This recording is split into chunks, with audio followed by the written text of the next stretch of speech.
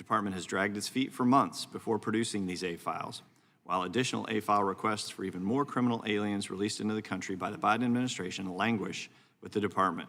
Because you know my kids like to wait until the last minute to do their homework. Can you state with absolute certainty that it was before the committee's December 8th, 2023 subpoena? Yes. Can you commit to producing the remaining A files by May 17th? Mr. Chair, I think it would be irresponsible for me to commit to a date when I cannot identify each particular file. See, that's gobbledygook. No offense to you. I respect you. I'm glad that you're here. But when any Americans that are watching this, I don't know how many are, to be honest with you, they don't want to hear that answer. Have guidance? Do you have guidelines for redactions? Congressman, Yes or no? Congressman, we continue to. I'd like a yes or no on that one. But yeah, Nina Jankowicz was personally attacked by members of this committee. Full committee? Is that what you're suggesting? Yeah. I've told you specifically what it is. We're 4 years into this. Here are the kind of redactions. The whole entire email is redacted. It's not incompetence, it's insolence. We welcome everyone to today's hearing on compliance with committee oversight. I recognize myself for an opening statement.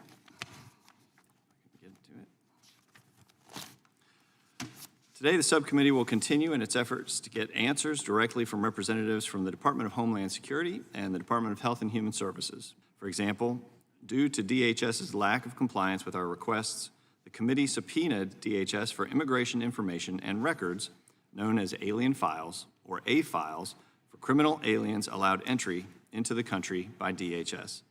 To date, the responses to these subpoenas have been deficient and overdue. While DHS has produced some of the A files the committee has requested, those produced contain redactions, contrary to the subpoena's explicit instructions, which require the production of unredacted documents. The department has dragged its feet for months before producing these A files, while additional A file requests for even more criminal aliens released into the country by the Biden administration languish with the department, despite regular follow-up from the committee. DHS has also dragged its feet in producing information responsive to items the committee has prioritized in its subpoena to DHS about the illegal immigration crisis that occurred in Eagle Pass, Texas last fall. We will now introduce today's witness, the Honorable Melanie Egorin. Ms. Egorin is the Assistant Secretary for Legislation at the Department of Health and Human Services. She was confirmed by the Senate on September 30th, 2021. And the Honorable Zephranie Buetow. Ms. Buetow is the Assistant Secretary for the Office of Legislative Affairs at the Department of Homeland Security. She is the department's primary liaison to Congress. Despite the committee's subpoena production deadline lapsing on January 8th, 2024, DHS has failed to produce the remaining A files, citing the, quote, corruption, unquote, of the documents as an excuse to committee staff in April of 2024. When did DHS begin the process of responding to the committee's June 9th, July 31st, and September 14th requests?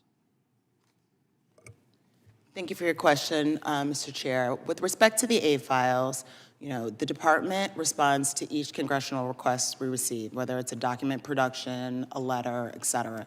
The department always responds. With respect to the A files in particular, they don't all live in the same place. So it is a time-consuming process, whether it's a file that lives with CBP versus ICE, et cetera. So at the time that we would have received the initial request, that would have began the process of working with the components to identify where information resides, and some of these files are incredibly large, so that is a time-consuming process. So you're stating that you began the process when you received the initial request? Anytime we receive a request, that is when we begin the accommodations process, plus the identification process, which I think is a slightly different. Because my kids like to wait until the last minute to do their homework. Can you state with absolute certainty that it was before the committee's December 8th, 2023 subpoena? Yes. Okay. Has the department compiled the remaining A files that are due to the committee? So I would like to first thank your staff. We have been in constant communication with regards to the A file, and we've become in a process of prioritizing some of these files. Some of the files are incredibly large, some of them are smaller. So we have, I believe, as recently as this week, continued to push some of the ones that were more of a manageable size, and we will continue to do so. So you're still pulling relevant documents? Yes. Can you commit to producing the remaining A files by May 17th? Mr. Chair, I think it would be irresponsible for me to commit to a date when I cannot identify each particular file and where each particular document is. What I can commit to is aggressively working with our team to be responsive to the committee's requests. If the Republican majority would just prioritize for you what they needed, that would be more helpful than just sending scattershot subpoena requests? Thank you, Ranking Member Swalwell. I think it is always helpful when we are able to triage and prioritize requests, particularly when an individual letter may request 10 different things that may live in 10 different places within the department. They do tend to start piling up. And Secretary Egorin, would you agree? It is more helpful when you prioritize rather than hit send with a scattershot list of requests? Ranking Member Swalwell, it is always helpful to understand the priorities of the committee. It is also helpful for us to be able to share back expectation setting based on those priorities. And by the way, and into something that tangentially I don't have enough time to talk about, Chairman Jordan, I think it was 2 years ago, asked where the individuals who are on the terror watch list, who are they, where they are, what are they about, what do we know about them? We still haven't gotten that information, so let's understand it. Let's not look at the shiny object, look at the real world here. People on the terror watch list are in this country. We don't know where they are or who they are. We subpoenaed the information 2 years ago. We still don't have it. Why? With respect to the TSDS, I understand that there is a great deal of interest in this. DHS is No a kidding. user of the information that is on that list. We are not the owner of that information. We have been in constant communication with staff, and we will continue to do so. See, that's gobbledygook. No offense to you. I respect you. I'm glad that you're here. But when any Americans that are watching this, I don't know how many are, to be honest with you, they don't want to hear that answer. They want to hear the answer that I want. Where are they? What are they doing? Are we safe? That's the real deal, and we're not getting the real deal. I yield back. When can the committee expect to receive documents and communications relating to the total number of known and unknown gotaways as noted in the 9th category of the committee's February 29th subpoena? Thank you, Congressman, for your question. It's good to see you again. I would say it is indeed very helpful when we have prioritization of what is top of mind for members when they make these requests. So identifying 1, 2, 3, and 9 is incredibly helpful. As you know, we've made 2 productions to date with respect to the specific subpoena, and I'm happy to work with my staff to kind of drill down on the things that are like most front of mind for you. And front of mind on this question is about gotaways. So when can we expect documents on the gotaways? Specific to, as you well know, we work across our components. I would be cautious not to put a date on it, but I can assure you this week we'll follow up and get the ball rolling, narrowing down the scope of the particular ask here. Prior to today and your commitment to do that in the following days, what action is actually going on or has gone on in the past couple of weeks to try to identify documents related to gotaways? So I think with any of these productions, not just specific to gotaways, but when we have a request from the Hill, we take every action to identify information that would be responsive and that we can share. And as I noted in my opening statement, we, in each of the instances where subpoenas have been issued, we were already engaging in the accommodations process with the committee to identify this information and continue a rolling production to get it in the hands of the members. I know you have shared with other members of the committee who've inquired so far limitations on your ability to give a specific date, but nonetheless, I'd like to hear from you about the status of that review and production and any timeline you can give us on when you think these documents may be available.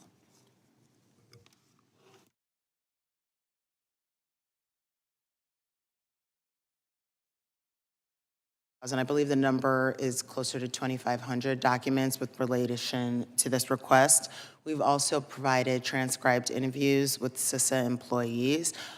There's a lot of material that exists, and as we identify information, we are continuing to make rolling productions. I would think that the committee would appreciate continued productions of materials as opposed to, productions that are not fulsome, accurate, and complete. So we will continue to work towards that end. And in particular, we heard mention earlier about Director Easterly's testimony in front of the Appropriations Committee last week. And just tell me if you can't hear me.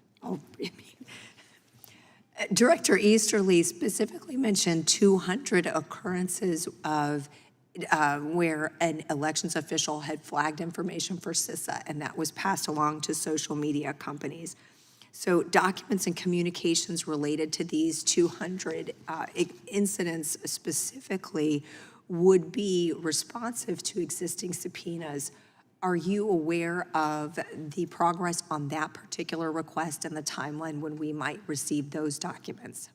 So I understand that this is a reference to testimony this week or last week, and I'm happy to take that back and look at that testimony and see what we can get in your hands in that. Will you commit to provide information about when we're going to receive by the end of the week? The number, the total number of UACs with whom you have lost contact. Congressman, I want to first, reiterate our commitment to making sure that when children are placed with a sponsor, that they have, services available to them. Unfortunately, as you saw in our president's budget proposal, we are limited in our statutory authorities as well as our funding for post-release services. What I can commit to you today is to come back to you with an estimate and to continue to work with your staff regarding when we can have information available. The information that HHS provided on April 5th was not current through 2024 and only captured calendar years 2021 to 2023. Will you also commit to providing this information through the present date as the subpoena compels you to? Congressman, we will continue to work with your staff and can see what data are available and continue to work through an accommodation process.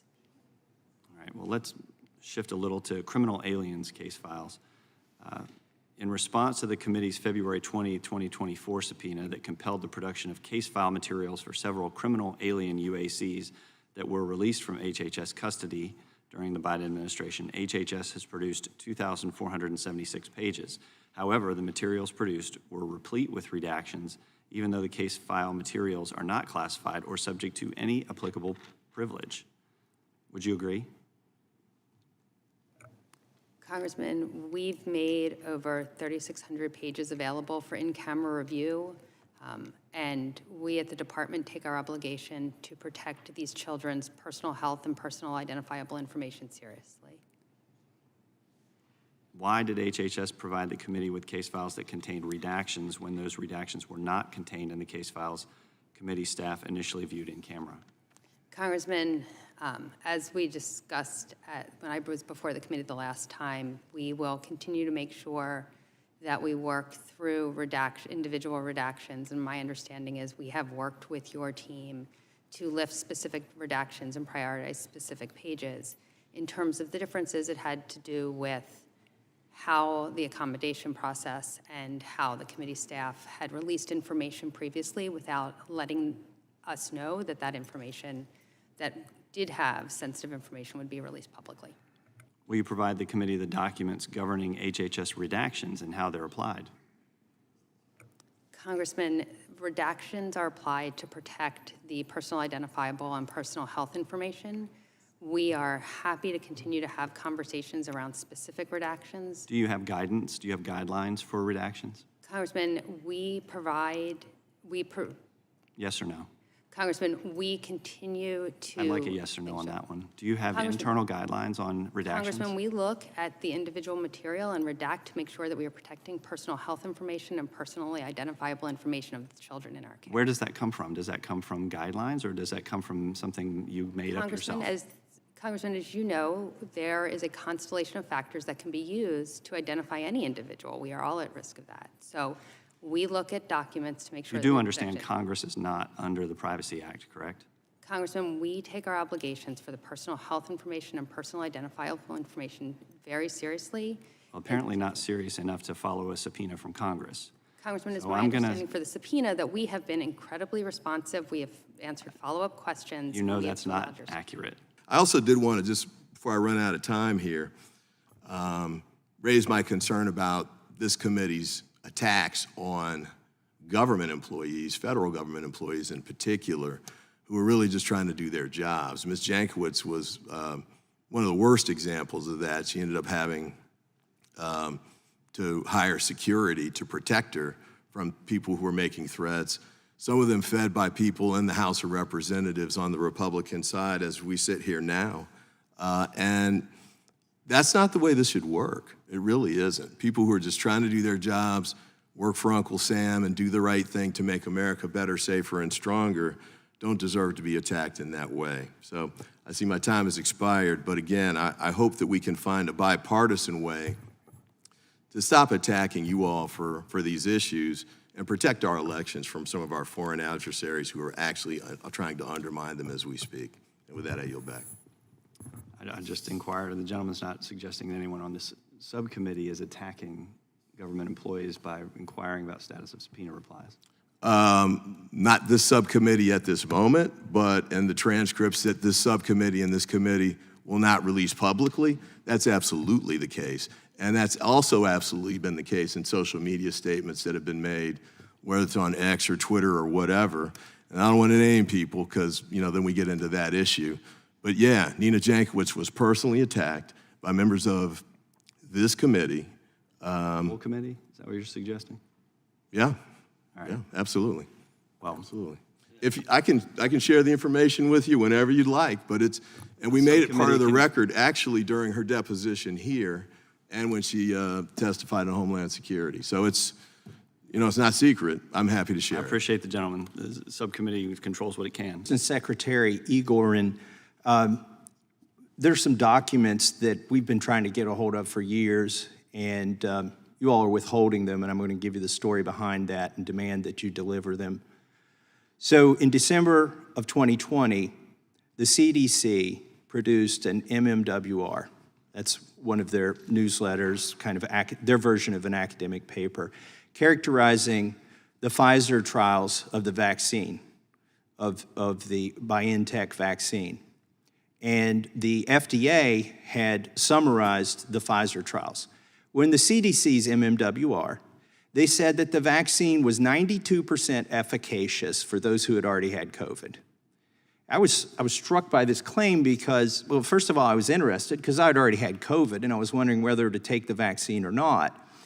And I had studied the Pfizer data, the top-line data and the FDA characterization of it. And you know what? The problem with the CDC's claim, it was completely inaccurate.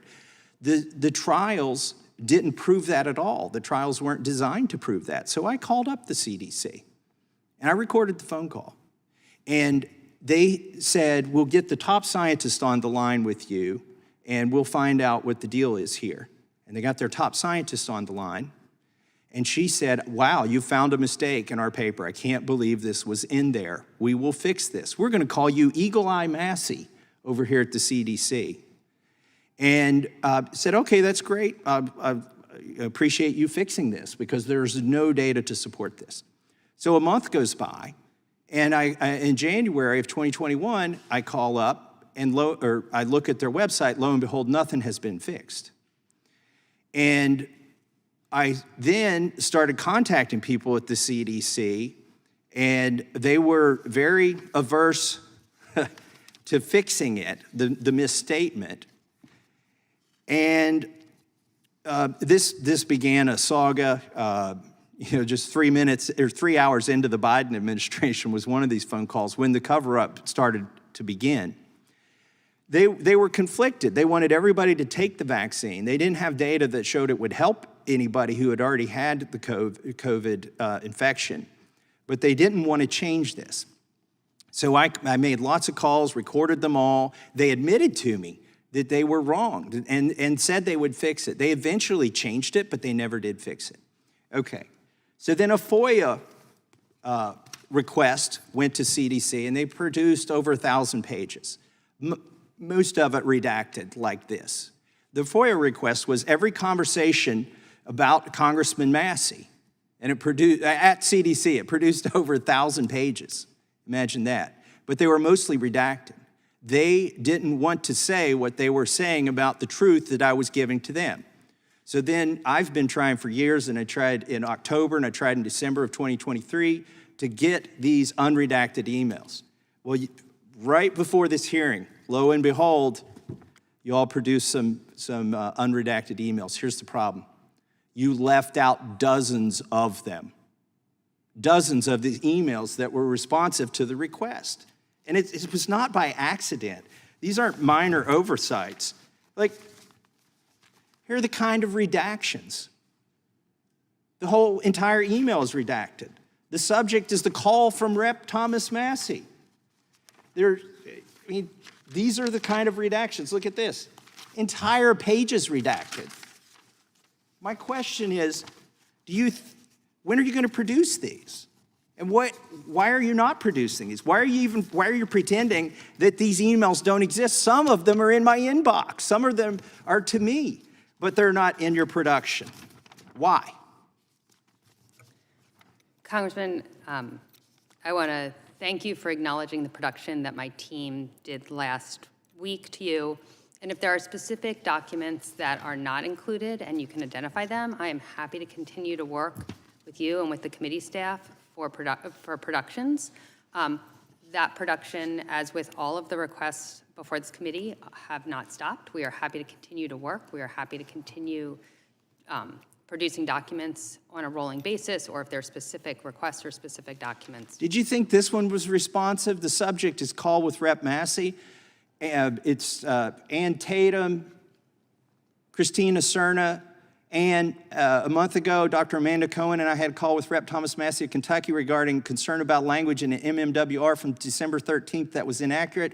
Redacted, redacted, redacted. He called again yesterday and is raising concerns about the issue, including on Twitter. Redacted, redacted, redacted, redacted. I wanted to let you know in case you hear any more about it. Redacted, redacted, redacted. But wanted you to be aware of this issue is continuing. Dr. Shushat spoke with Rep. Massey today. Redacted, redacted, redacted. Let me know if you have any additional questions. Anstons.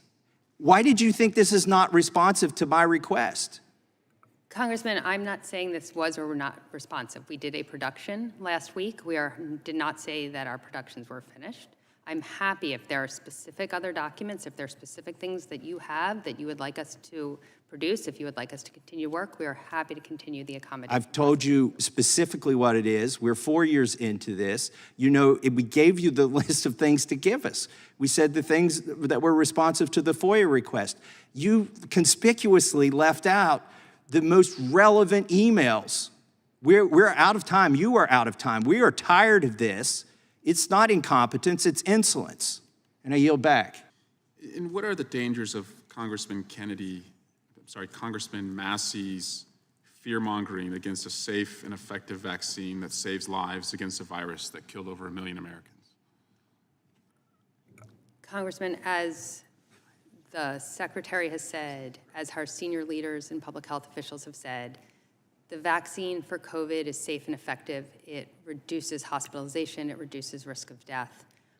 Because of the investments that we were able to make in providing free vaccines during the Biden-Harris administration, we were able to reopen the economy, reopen schools, be able to celebrate holidays. Go to church. Go to church, gather. And all of that is very much a reflection of our ability to, as not just the COVID vaccine, but all vaccines, help improve the public health of the country. Without objection, the hearing is adjourned.